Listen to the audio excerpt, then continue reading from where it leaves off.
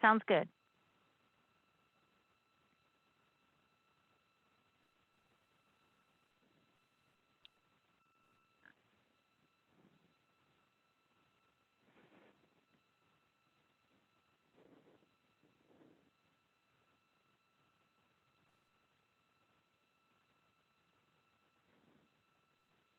Good afternoon, folks.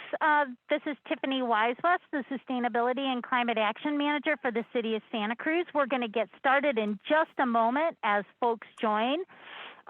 In the meantime, feel free to introduce yourself in the chat, edit your name to include your organization and your pronouns you use, and we'll get started in just a moment. I do want to mention that if you need any technical help today, you can seek out Sasha Landry and private message her in the chat, and she can help you with anything that you need. Feel free to use the chat for comments today, but we really ask that questions be posed in the Q&A feature. And participants can upvote or like the questions, and then that'll tell us that more people are interested in that question, and it'll put it up to the top. We do have Spanish language live captioning if needed today. If we have any Spanish speakers, Peter Bichier is our translator today, and he's going to communicate in the chat with folks on how to access that translated live transcription. We will be recording this session and the video as well as the Spanish language transcript will both be available at the city's Climate Action Plan website, which is cityofsantacruz.com/climate action plan. I think that we are just about ready here to get started. I'll repeat just a couple more things real quickly before I turn it over to the mayor, who is our host for today. So again, please feel free to introduce yourself in the chat, edit your name to include your organization and your pronouns. For technical help, please seek out Sasha Landry. Feel free to use the chat for comments, but we ask that questions be entered into the Q&A feature. We do have live Spanish language translation in captioning only today. Please see the previous slide that my colleague Ashley will show for instructions on how to get to that captioning. We'll be recording this session, and the video and Spanish language transcript will be available at our website later. We'll provide that later. Okay. As far as the agenda is concerned, we're going to hear from our host, the mayor, who will share some introductory words. She'll be followed by 6 speakers at 5 minutes each. And then the mayor will take it back over and we'll have a Q&A session for about 15-20 minutes. And we are going to have a couple polls in there for you that will help feed into our climate action plan process, which is called Resilient Together. And so I welcome everyone here. Please keep it respectful, and I'd love to turn it over to Mayor Donna Myers to welcome you and give us an introduction. Thanks, Tiffany, and thank you to everybody for joining us this afternoon. Especially after work, most likely a long day at work. I want to welcome everyone to the second of 2 green economy roundtables that the city of Santa Cruz has sponsored this year. The first we did this spring in April, and we brought in people who have been working on natural environment green jobs or in natural environment green jobs. And we examined the kinds of contributions as well as the opportunities for our community by inviting environmental restoration specialists, land trust folks. We did a lot of discussion with the organic farming community in that session. And again, bringing the awareness of how green jobs actually impact the quality of life in all of our communities. And actually that it's going to be a growing field for the economy moving ahead. None of us can miss the melting glacier behind me that I visited this year in Alaska. nor the almost close to 1 million acres of forest land burning in California this year. I think we all know in this field, we will need to know more about how to measure impact, how to measure restoration, how to maintain water sources, how to use technology to improve both the response as well as the knowledge that we have for keeping the planet together as best as we can. So I'm really excited that all of you have joined us. And I really want to thank MBEP, our sponsors, MBEP and Santa Cruz Work for being a partner in bringing this to you today. And I want to also recognize Tiffany Weiss-West, our lead staff and expert who is working on our climate action plan update. And this very much plays into that. Our work on the climate action plan indicates about 3,000 green jobs in Santa Cruz already could be built and exist currently. And we're going to hear a little bit more about those types of jobs from some of our speakers. We also know, though, that we have a workforce that needs to be trained and brought into the current economy. And so we have also decided to work towards those ends by working with our local college, Cabrillo, working through our Office of Education to bring those kinds of people who want to work in really what turn into really more what I call green collar jobs, but are oftentimes very blue collar, backed in terms of doing electricity based work and things like that. So we're also looking at a workforce development piece to the city as well as we sort of scope out how we're going to approach building more of a green job economy in Santa Cruz. We also are looking at the green economy from the perspective of providing better paying jobs for some of the folks in our community who are stuck in the lower paying jobs. And so we've looked at, ways to work with the hospitality industry and some other things, looking at other countries and how they're using the green economy to better provide jobs for folks who are even in hospitality and some of those other industries. We'll finalize our work as a city council in bringing a resolution to our council that makes a formal commitment to trying to always keep an eye on developing a green economy for the city of Santa Cruz and for our residents and for folks who are living and hopefully prospering in our town. So we're going to be making that commitment towards the end of this calendar year and putting together a resolution of intent to accompany both our climate change plan as well as our interim recovery plan that the city has committed to. I'm really excited about today's speakers. They have unique insights into climate supportive and green jobs. And we have really just got together an excellent panel today. As Tiffany mentioned, we're also going to have a little bit of time at the end of the presentation today to do some engagement as well as conducting the polls. And so I anticipate this will be a really engaging hour, and I really, again, appreciate everyone attending. I'm going to turn it back over to Tiffany, and I believe she is going to either do the poll or she's going to turn it back to me, and I'm going to do the first poll as we put this up. But again, thank you for your attendance tonight. We really appreciate it. Thank you so much, Mayor Myers. We'll go ahead and co-launch the poll together right now. So everyone, we do have our first poll for you today. We are interested in what is your top green economy priority from the themes that emerged from the city's Climate Action Plan 2030 process. So we had over 1,000 touch points with our community on our visioning process, and these are the themes with the green economy that came up. So we'd love to hear from you and what you think. So policies, incentives to continue and expand teleworking, better wages to enable workers to live where they work, pursue funding and increase climate action jobs and paid environmental internships, foster business district creation, resiliency, greening, and vibrancy. Rebranding care is a green job, looking at the fact that construction dominates our green jobs in Santa Cruz, typically a job then that, you have to have someone care for your children or whatnot.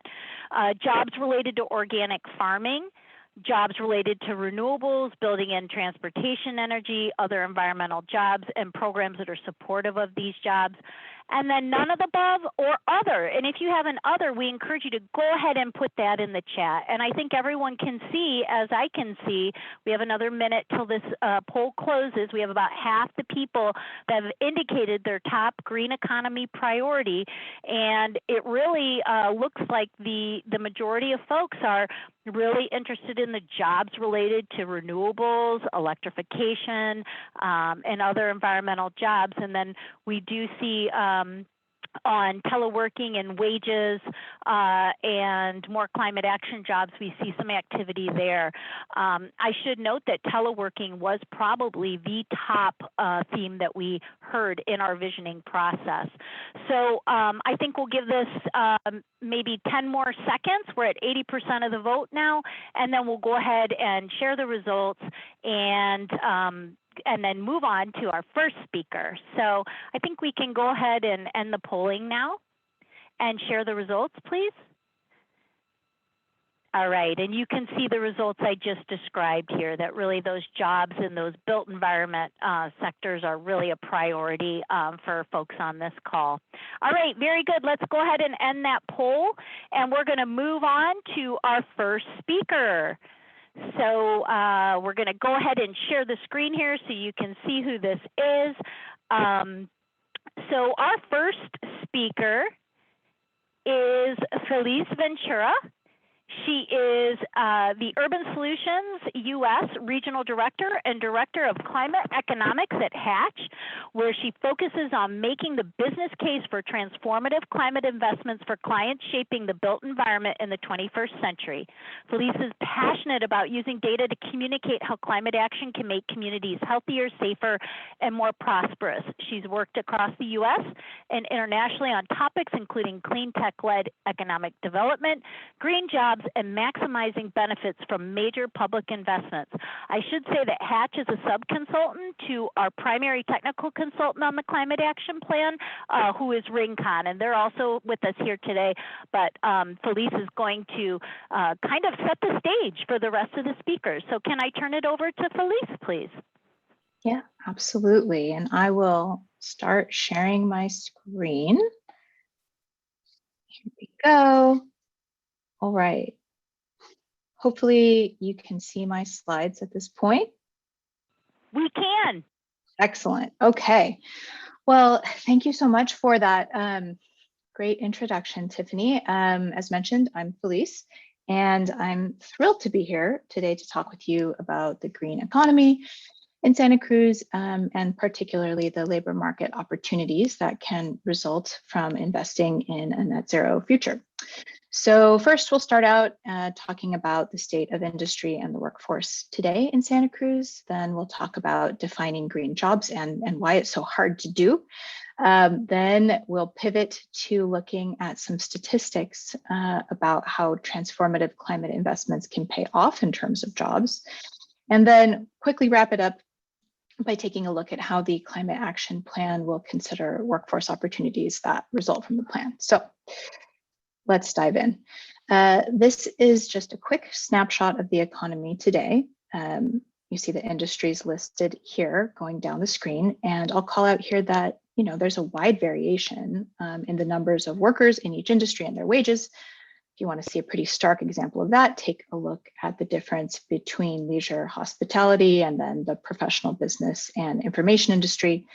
Wages are about 5 times higher, and employment is about 20% of that in leisure. So continuing on this theme of diversity inside of the labor market and the industries in the economy, there's also a broad distribution of expected growth across industries.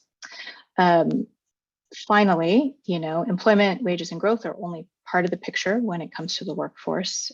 It's also important to understand the occupational diversity across each of these industries. And again, in keeping with the theme, this also varies a lot. So with that context on the economy today, what's the definition of the green economy, and what exactly is a green job? So as you may know, and exactly on topic, that Mayor Myers and others have spoken about so far, and we've all responded to the poll. There's a lot of different ideas about how this should be defined. There's a lot of different definitions used by many different entities out there. And really the reason that it's so difficult to come up with one definition, the definition to own them all, is that the transformation process from the existing economy to the green economy has to be considered as part of this definition. So that is to say, where you start from in terms of the existing economy influences how you get to a green economy. So a good definition of a green economy and green jobs speaks to the nuances of the existing economic context. And, this is something that we're all still talking about. However, from a preliminary analysis that will be updated, we do know that green jobs are important already in Santa Cruz at about 10% of jobs today. So building on that, we also know that the investments that are needed to meet our climate commitments can also create additional jobs. To understand the magnitude of this opportunity, the chart shows the job numbers in California, so this is at the state level, that would be created by investments scaled to meet our state climate goals in the areas listed at the bottom of the chart, like clean renewable energy. So these are big job numbers on an annual basis, and so they total about 1 million jobs per year across these different areas. And for context, that's actually just over 5% of the state's labor force.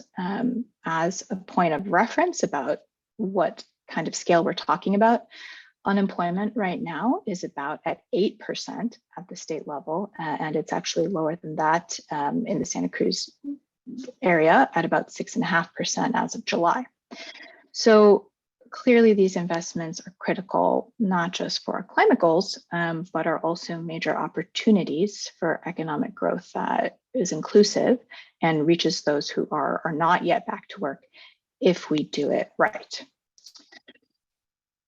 Finally, here is a framework that illustrates how the Climate Action Plan update will consider workforce opportunities that can result from the plan strategies. So again, this starts out with that really important step of rooting the analysis in the local economy, understanding the CAP strategies and associated investments, and then looking at how the opportunities from these investments can create jobs, as well as advance equity goals and build skills that support a just transition, just to name a few items.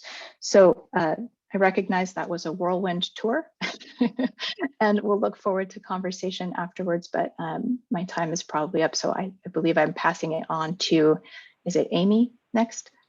Yes, I'll go ahead and introduce her, Feliz. Thank you so much. If you could stop sharing your screen. Thank you. Our next speaker then is Amy Gross, who is with Joby Aviation. She is the sustainability lead. Amy implements all company policies regarding environmental compliance and develops sustainability initiatives to reduce greenhouse gas emissions and Joby's environmental footprint. Before working at Joby, Amy spent 11 years as the environmental programs coordinator for the County of Santa Cruz. Amy, I'm going to turn it over to you now.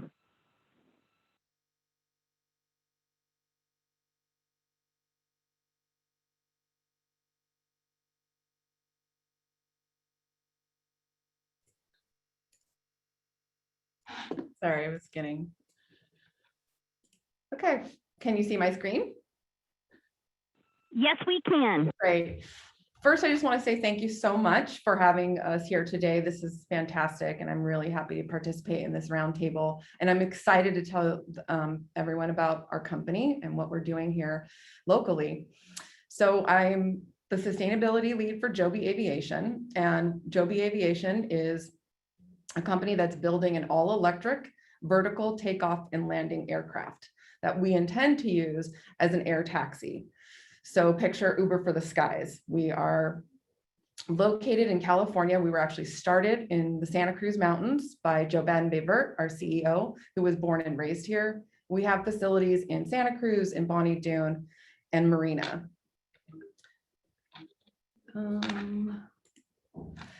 This is fundamentally the problem that Joby's trying to solve. roads are congested, traffic is only getting worse, pollution's getting worse, and building more roads and bridges is not the solution. Infrastructure is expensive, big environmental footprint, and really time consuming. So we're looking at reinventing a way to move around urban areas. And we're doing that through our air taxi. The air taxi we're building is designed to have 4 passengers and a pilot. We take off vertically and we land vertically, and we have 0 emissions, and we run on batteries. So what that means is if you were in San Francisco and you wanted to get to San Jose, you could utilize the top of a building for a vertiport. If we could reuse that top of a building to land and take off with our plane and get you from San Francisco to San Jose. Because we operate on batteries, it's a very quiet aircraft, so quiet you wouldn't hear it beyond the city noise. And I'm really excited to show you a really quick video of our aircraft in flight.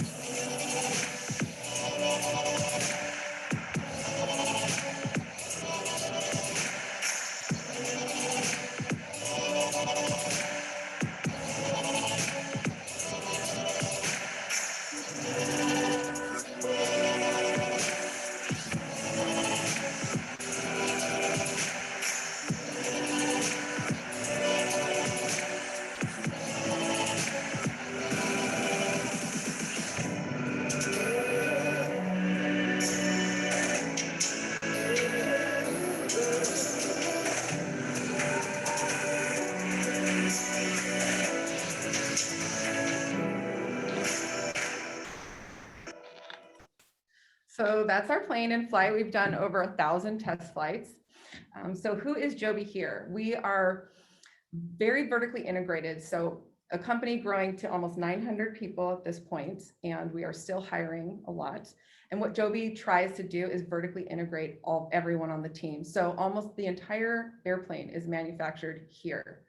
What that does is reduce our impact, our footprint. It helps us to work with local vendors and quality control. So being vertically integrated has many advantages, not just in sustainability, but for the company's success.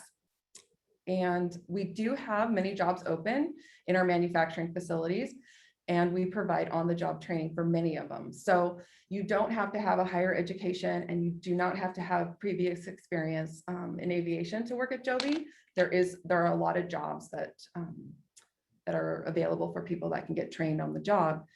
This is a list of our departments, and I encourage anyone that's looking for a job or knows anyone that's looking for a job to go ahead and apply.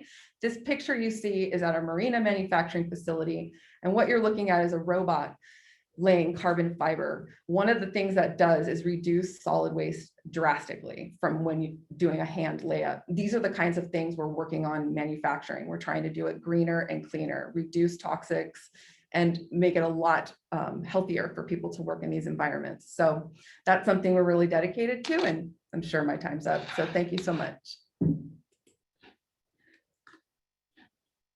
Thank you so much, Amy, and I'm already seeing some questions in the chat for you for later. Next up, we have J.R. Killigrew.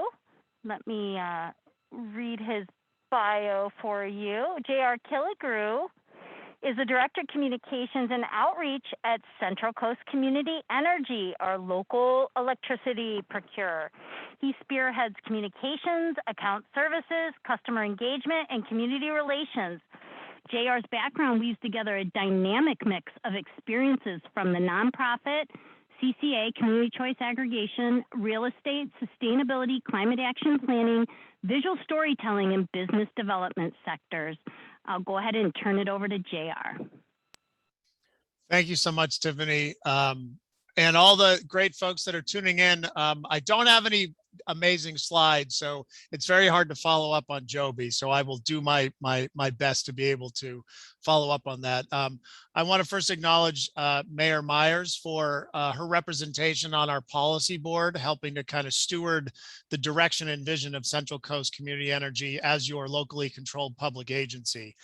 So for folks who are tuning in who may not be aware of us, we are the primary electricity service provider that has a goal of procuring all of the customer demand on the Central Coast to come from clean and renewable resources by 2030. That's 15 years ahead of the state's goals. So we're really excited to hear about Joby and other resources that are coming to the Central Coast to really expand manufacturing and clean jobs. While we've not been able to kind of hire up 900 staff, which many kudos to Joby for doing that, this agency did start with 1 staff member in 2017, and now we actually have 39 full-time positions. Mainly that's had to do with the expansion from the Monterey Bay region down the Central Coast. So we are still hiring. We have a lot of great green collar jobs available for folks. But the one thing I did want to mention is that a lot of the folks who did join this agency did not have any background in electricity. Some of them had just background in general regulatory and legislative efforts, some communication, some account management. So this is really kind of a unique public agency that was able to kind of start from the grassroots, but to be able to drive some good paying quality jobs for the Central Coast. We certainly are really excited to recruit and ascertain more local talent. Our vision is of a world free of fossil fuels. And actually, we really believe in that and harnessing a lot of green jobs to advance low cost and reliable renewable generation to meet our customer demand, but also locally, when you look at the greenhouse gas emissions that are emitted from our vehicles, our buildings, our different industries, really the key to success of advancing the Central Coast is through electrification. So we see that being done in the built environment, whether it's homes or businesses. We see that in the transportation sector, whether you're looking at passenger vehicles, light duty vehicles, heavy duty vehicles, or even equipment. And then also the agricultural sector, which is a main driver and the heartbeat for our economy in the Central Coast. But also looking at resiliency. How do we ensure that the lights can stay on in light of public safety power shutoffs or other issues that are coming due to rapid climate change? One of the things we did want to always acknowledge is the city of Santa Cruz leadership around climate and resiliency planning, but also being the first city in the Central Coast to bring forward a REACH code to basically push the market to develop all electric building stock in the city of Santa Cruz. That's a huge push that kind of relates to what our brief conversation is about today, which is we really believe in electrification as that key kind of driver for development and workforce training, but also education. You know, we see scaling up and training the local trades as a huge opportunity as we move away from fossil fuels. When you think about the amount of money that's spent every year on fossil fuels just in Santa Cruz County, I'm talking about both unincorporated and incorporated, you're looking at over $100 million that's going out to basically pay for propane, diesel, gasoline, as well as natural gas in your homes. There's a tremendous opportunity to bring those dollars locally, help train up, whether it's electricians or plumbers, even solar installers, general contractors, to really get behind electrified technology. It's more affordable, it's safer, but it's also a way in which for us to kind of catalyze this advancement away from fossil fuels or hybrid fuel homes or businesses into an all-electric society that is, I'd say most importantly, equitable, but also reliable. Some of the biggest questions around kind of moving forward with electrification is, will it work when the lights come off? And that really kind of dovetails into the importance of storage. And there's another tremendous opportunity there for development of jobs. Is there's been a big push around just solar. While at one point that was fine and great dandy, we really need to ensure that there is backup power supply, both at homes and businesses, not only from a resiliency standpoint, but then also from an ability to hopefully kind of aggregate those resources and potentially leverage those and bid those into the marketplace that that CCCE is looking at in the coming future. So we're very optimistic about the future. We know we really have to roll up our sleeves to really advance and really kind of communicate the value to design, install, and maintain these kind of electrified technologies and batteries. And I think one of the things that I want to also wrap up is also the ability to kind of not only look at from an individual customer basis, but how can we advance job creation, or at least, mostly short-term jobs through renewable generation and also kind of larger scale battery storage. Again, it's got to be affordable. One of the main tenets for us as an electric utility is making sure our rates are affordable so that we can be as competitive as possible. But I think at the end of the day, I just want to emphasize one final point is that we have an incredibly diverse workforce in the Central Coast. And it's crucial to create opportunities to help all folks who are either driven, interested to be a part of the clean energy transition, to give them opportunities like MBEP does with these internship programs that Joby's bringing forth. Also, our agencies there, I know there is a lot of focus on hiring talent to look at this clean energy transition. So again, I'll kind of wrap up my shtick right now, but really excited to see an all-electric Santa Cruz as well as an all-electric Central Coast, and how a lot of the job creation or job maintenance can come from this wonderful transition that we are on the precipice of. So thank you very much for your time, and keep it up, City of Santa Cruz. Hey, JR, thanks so much, and thanks for your support. All right, we are on to our next speaker, who is my distinguished colleague, Leslie O'Malley.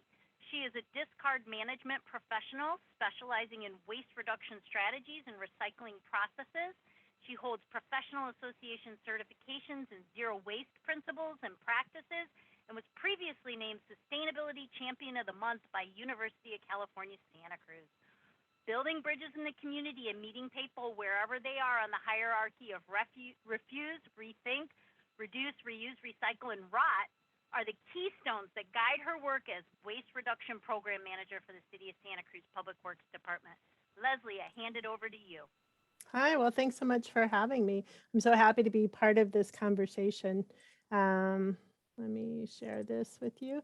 So in most places, not Santa Cruz, of course, because we're better than that, solid waste and recycling sector often gets left out of the climate conversation, minus a small footprint for methane, of course. But in most local greenhouse gas inventories, waste is only 2 to 5% of the issue. So it doesn't look like a sizable part of the problem or the solution.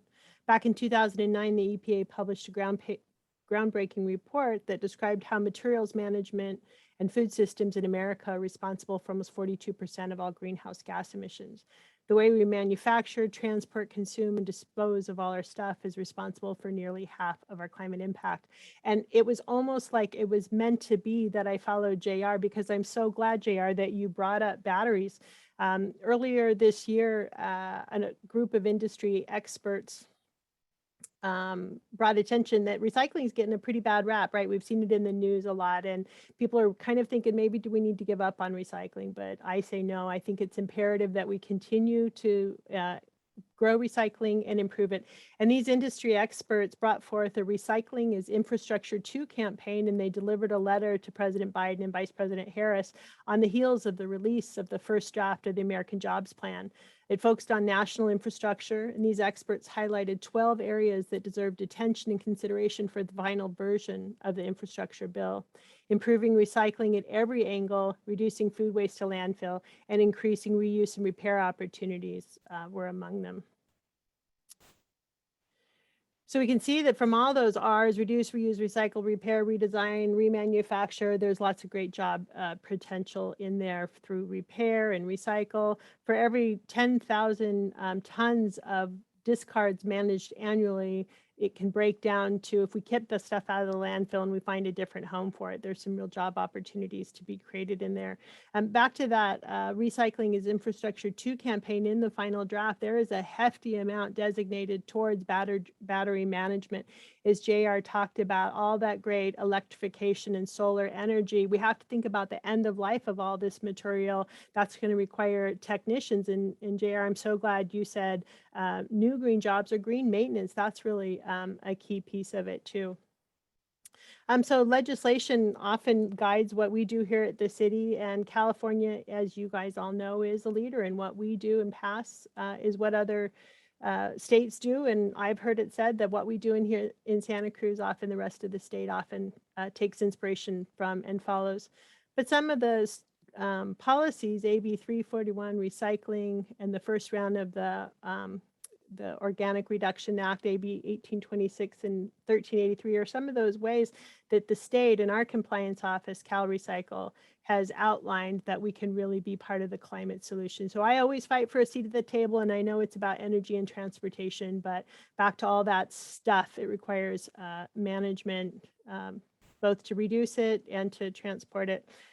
So the great part of SB 1383 is that's the last stage of the climate reduction, is 20% of that is supposed to be for food rescue. So each city is supposed to reduce, divert 20% of their wasted food to rescue. That's edible food waste. So there's so many jobs that could be created in there if you just think about that.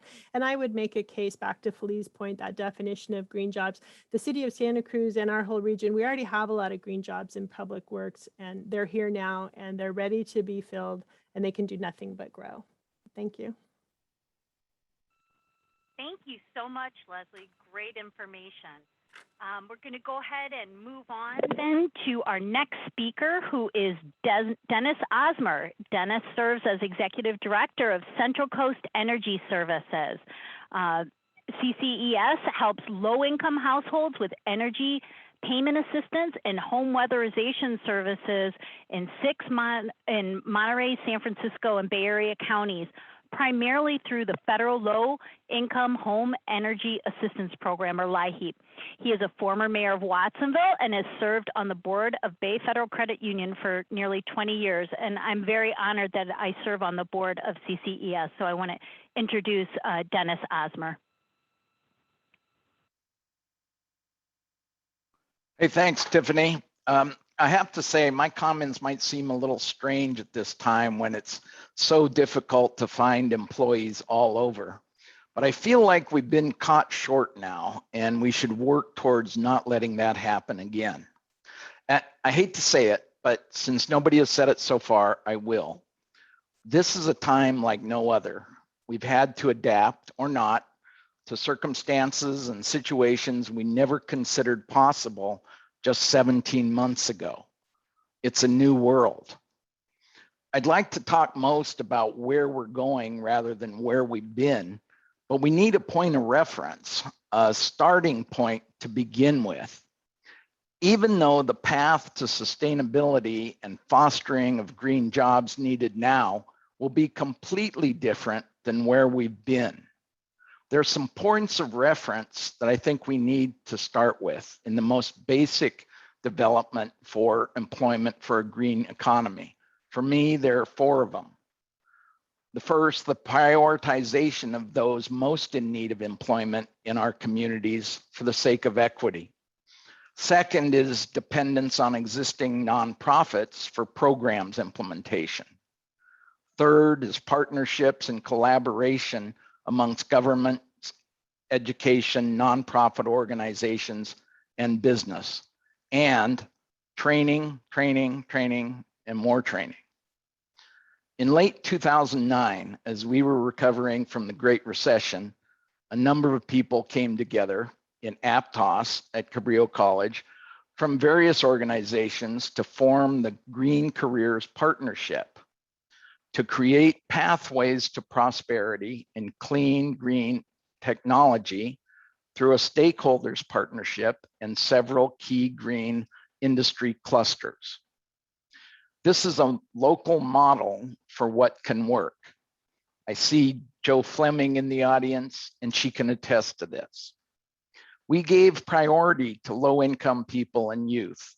We advanced people from all segments, but inclusion and pursuit of equity was always in front. Nonprofit contribution was key. Existing programs were expanded to offer targeted training and employment programs. In the built environment, contractors and other service providers are far less tolerant of untrained workers than are nonprofits. Part of it is the old, I know you need somebody with experience, but how do I get experience if you don't give me a job scenario? The circle is closed if you can put together opportunities that include classroom training with real world experience in the long term and a solid job offer from a construction company or service provider.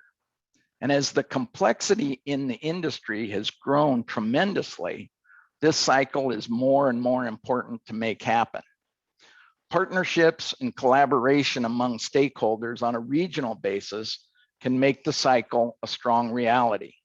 Key to our success in the past has been dependent on the amount of time we spend together, our unity in goals, our openness to contribute without the need for complete credit, and very important to me is a willingness to evade bureaucracy in favor of results.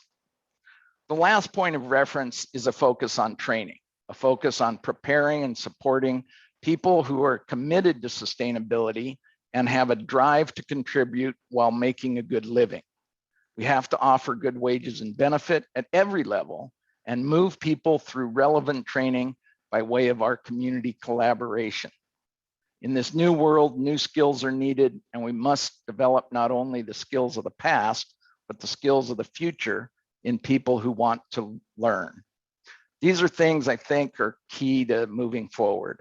We let the Green Careers Partnership fade away to our detriment, and it's time to bring it back. It's a huge challenge, but it's a time of great opportunity as that $1 trillion federal infrastructure bill starts flowing funds westward. Thanks. Terrific. Thank you so much, Dennis. Really wise words as always. All right, we're going to move on then to our final speaker, and that is Peggy Dolginus, who is the co-founder and co-CEO of Cruz.io Internet, one of the first internet service providers in the country. As CEO of Cruz.io, she has been instrumental in the company's long record of financial stability and reliability, and in transitioning the company from dial-up to DSL to fiber optic connections over its 30-year history. Most recently, she's been involved in Cruz.io's Equal Access Santa Cruz project, which works with schools, community leaders, and philanthropists to build infrastructure to some of the most difficult to reach areas in order to get internet to low-income students and their families. And I just want to remind folks that broadband is so key to all of this smart transportation, smart building technology that we need to make this transition. So Peggy, I want to turn it over to you. Thank you. Thank you. Thank you. Thank you very much. And thanks for mentioning that. Let me see myself. Thanks for mentioning that how important broadband is to everything else. So obviously, broadband jobs are helping the green economy. So our jobs are all green jobs and at Cruz.io, and we hire 100% locally. All of our people are trained here, work here. We have about 35 employees. And so we're contributing and being part of the economy, which I think is a big part of being green. But I just wanted to say that a lot of times people say, well, how can we be green? We can't afford it, our economy can't afford it. And so just as a starting point, I just want to say, what is an economy for, if not to protect the planet, right? Like that should be what we are doing and what all of us are doing. And I think that that's a kind of a turn of emphasis that is going to happen in the, that has to happen now and that hopefully is happening. So we at Cruz.io, we have done apprenticeships, we have interns, we participated in those various programs, which are great. We do obviously telecommuting, we assist other people with their telecommuting, and that's a part of being green. But I wanted to mention something that hasn't come up yet, which is housing. And the fact that our employees have to travel such a distance to work because they can't afford to live in Santa Cruz. And sorry about my messy desk, but I'm just noticing that some of them have to travel so far for their jobs. that it's really difficult for us to be as green as we would like. So despite the fact that we're located in a downtown area, we have a LEED Gold building, we renovated a building in the middle of the downtown, which we believe density is part of being good for the environment. Despite that, we still struggle because our employees cannot live as close as we would like them to.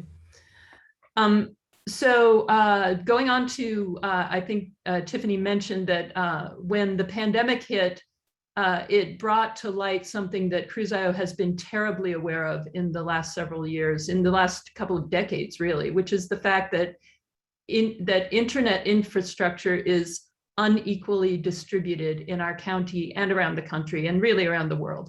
So what has happened in the United States in the last several decades is that we went from having telecommunications as a public utility, and it has changed to be a market-based system. So it is private companies now are all trying to get the most lucrative areas, which are urban high-income areas, and rural and low-income areas are left out.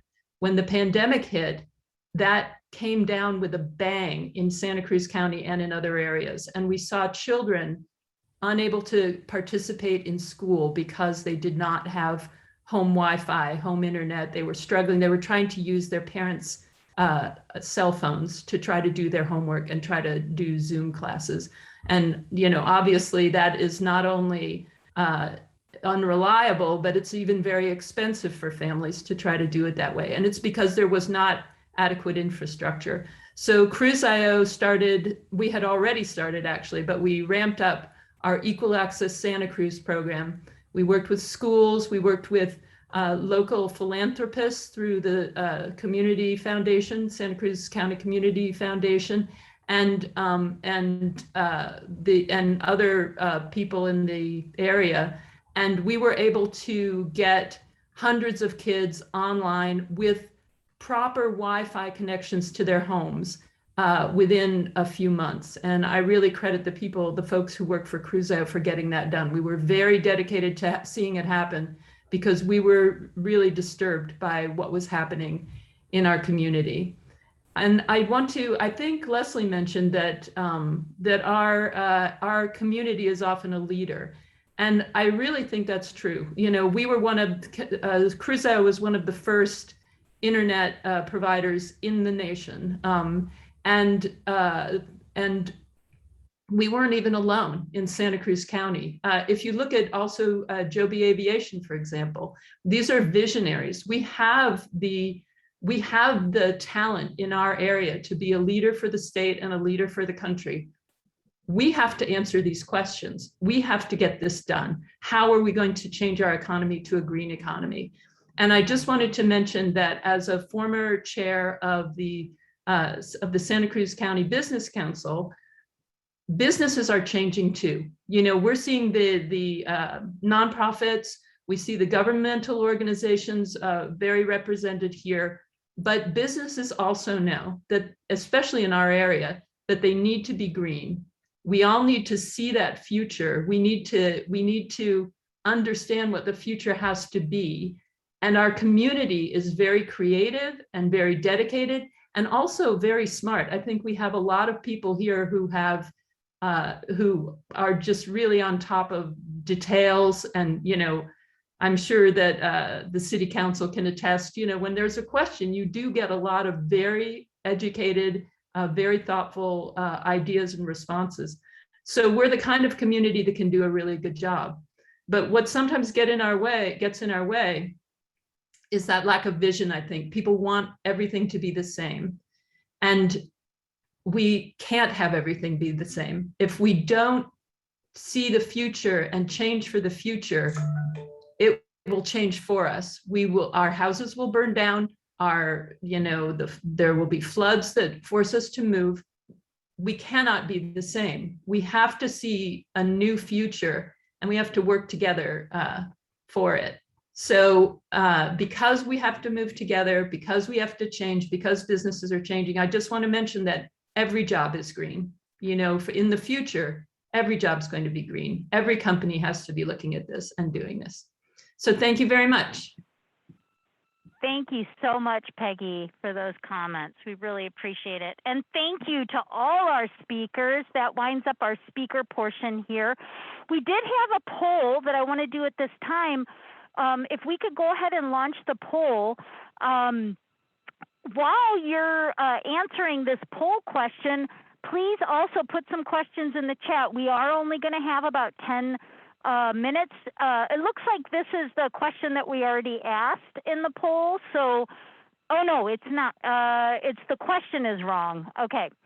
So the question here really should be, what definition of the green economy resonates with you? Somehow our question got screwed up, but the answers are correct. So the question is, what definition of the green economy resonates with you? So please look at these various options. It could be thought of as one is low to no carbon, resource efficient, and socially inclusive.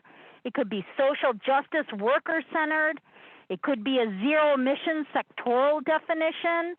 It could be a broad environmental definition, which defines anything relating to environmental protection and quality as green. And then one more flavor, creating high quality employment characterized by family sustaining living jobs, comprehensive benefits, and opportunity for career advancement. So while you're answering that, I'm going to encourage you to put some questions in the chat.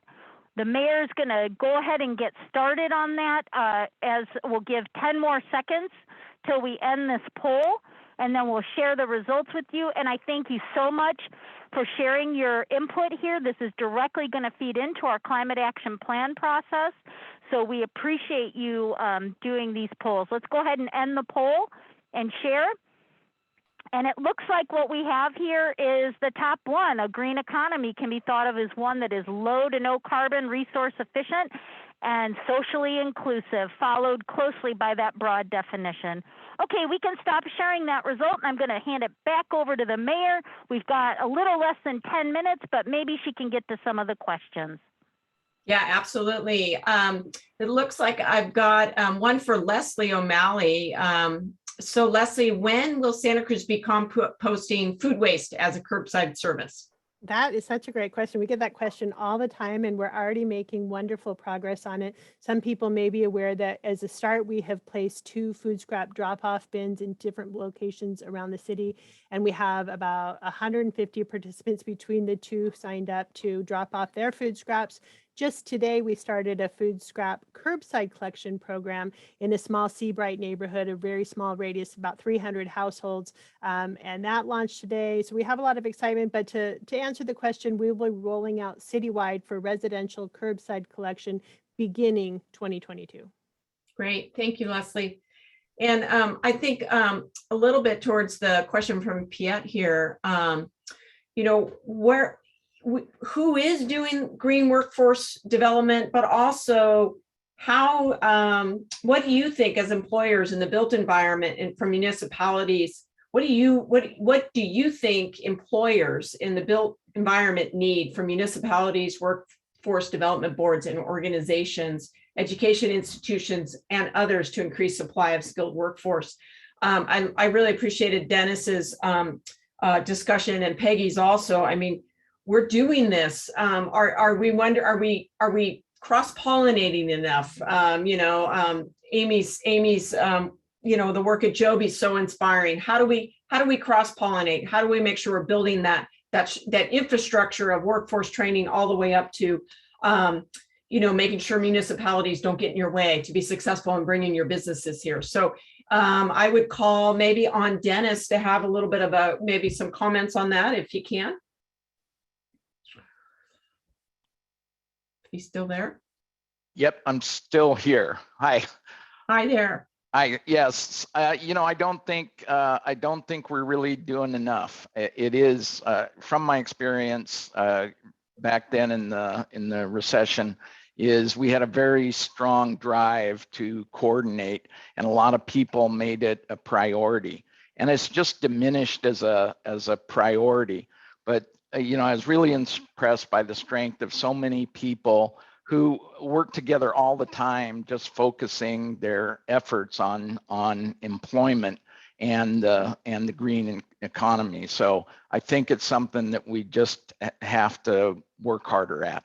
Get better at. JR, do you have thoughts on that? I know you mentioned, the work you guys are doing, looking at the future of some of those kinds of jobs. Are you guys deep into that yet, or are you still kind of developing how you'll approach that? I think that kind of gets to some of Piet's other question here around who's doing the training on electricians, et cetera. Yeah, so I think our first step will be with our educational grants that we just had our first tranche of grants. And then I think we have budget for another kind of iteration of that educational grant. So I think that's going to be a component of our programs budget each year. So hopefully knowing there's a consistent stream of funding to help with training and education around electrification will kind of prompt groups that have experience and background in doing this type of work to help kind of just amplify the work that they're doing. We really see it as, it's going to be a long process. It's not going to be an easy process. I see somebody in the chat said it's really hard to find folks to install all electric heat pump hot water heaters. I think, unfortunately, there's this convergence of this just real estate boom at the same time, and just all these people who are either renovating or buying new houses, or it's just gobbling up contractors. So I think there's something really interesting to kind of look at, further educational grants, education, just resources to get. But I also think it's something about the rebates. We need better mechanisms where folks can get access to rebates, whether it's at point of sale or it's midstream. Right now we're in this downstream model where you have to, show that you bought something and then you get a rebate. But the more we can kind of incorporate those incentives into kind of the upper stream process, I think that'll help get, a lot more contractors on board to kind of implement and promote those technologies. Great. Yeah, and I'm hearing, both, especially from Dennis, your comments sounds like, reaching across the county, working with other electeds is another thing and I love the comment here about maybe construction and energy management at Cabrillo. I mean, that's certainly, again, lifting everyone up, making sure there's these feeder systems, and that is certainly very important. And the Tri-County Electrical Joint Apprenticeship and Training Program as well. Haley's mentioning here. So, it's sort of dusting off those priorities again, as Peggy said, and really recognizing the opportunity that's before us. Certainly very, very helpful. I had another question here about, let's see, we've got a question on electric van pools for employees.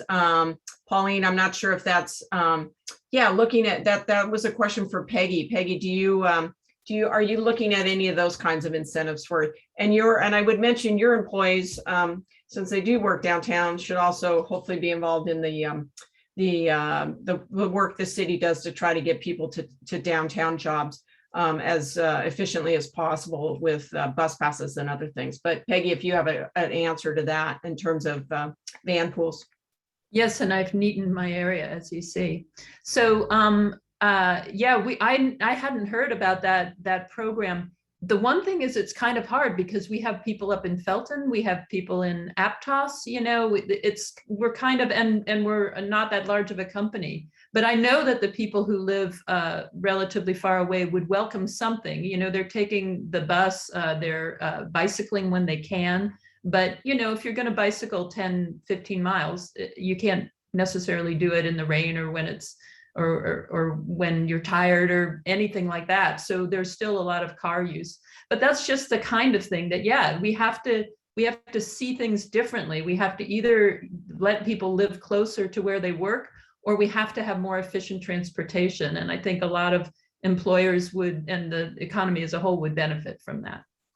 Yeah, and I think, and I'll turn this back over to Tiffany because I know we're running out of time, but some of the numbers and especially Felice's presentation, I mean, $1 million jobs a year, and a growing sector is something none of us should ignore, as well as how we could lift other people up with this kind of work. And I think that's the other really important thing we never want to lose track of is How do we bring back, green, blue, whatever you want to call them, the jobs that people want and need when they maybe don't have the ability to go after those, higher education, opportunities for whatever reason. Maybe they're not ready or whatever, but they should not prevent them from really getting into a well-paying job and being able to take care of their families and live in Santa Cruz and in the Monterey Bay in general. So I'll turn it back over to Tiffany. And again, I just want to say thank you again. I want to also recognize one more time MBEP and Santa Cruz Works. Thank you so much for helping support this. And hopefully this is just the start of a conversation that we keep doing. I'll turn it back over to Tiffany. Thank you so much, Mayor Myers. Wow, what a great conversation today. Obviously, we didn't get to all the questions. We are going to publish the recording, the transcript, and hopefully get to some of those questions afterwards. We'll be posting that at our website, which I just put in the chat for all of you. I did want to mention that the electricians union was going to be part of this and they had a conflict, but I know there's been the question about the union jobs. We're in conversation with them as part of the city's workforce development initiative. So more to come on all of that. I want to let MBEP's going to share some resources for all of you at the end, but I want to thank everyone for coming on today. I want to thank the mayor, all of our speakers and our sponsors once again. And MBEP, I'm going to turn it over to you to close things out with the resources that you have. Great, thank you. If you could share the slides. So I just want to quickly provide some resources that are available to anybody watching this. These are free for the community, for students, educators, employers. MBEP, part of our workforce development initiative, we provide Monterey Bay Career Connect. It's got a lot of college and career readiness resources, job seeker resources, and we try to add as many local career pathways and training programs, apprenticeship programs like the electric apprenticeship that was mentioned in the chat onto this site so that you can go one place and find as many options as possible. We also provide Monterey Bay Career Coach, which is a local labor market data tool. It has a lot of other cool things on there, including live job postings and a resume builder. But for the purpose of this conversation today, there's a really cool feature where you can actually go search different types of careers that you might be looking for, green jobs, and find career pathways and links to local academic programs where you could get started. And then I heard in the conversation, apprenticeships and internships were mentioned. And so I just want to note that we also provide a free portal for employers. You can post internship opportunities for free. And if you're a local college student, you can use that portal to find those internship opportunities. And if you're not sure how to set up an internship, we also have an employer toolkit, which is available for employers to get you started on how to set that up. And you're also welcome to contact me directly. And I dropped a link into the chat box with all of these resources. These slides will be shared. And if you can move just forward to the next slide, this is just a little screenshot that shows you what kind of information you can find on our tools. So on the Monterey Bay Career Coach tool, we just did a little demo screenshot of a solar energy installation manager. This is for the Monterey Bay area. So our Tri-County area that shows the median salary, number of job openings, available programs, links to live job postings. And then if you're looking at internships, you can go forward to next slide. This is just a little snapshot of what our Monterey Bay internships portal looks like. And those are all free and available for the community provided through our workforce initiative. And with that, I think we're done. So we'll just close out and say thank you. Thank you for your time and for all of our panelists. And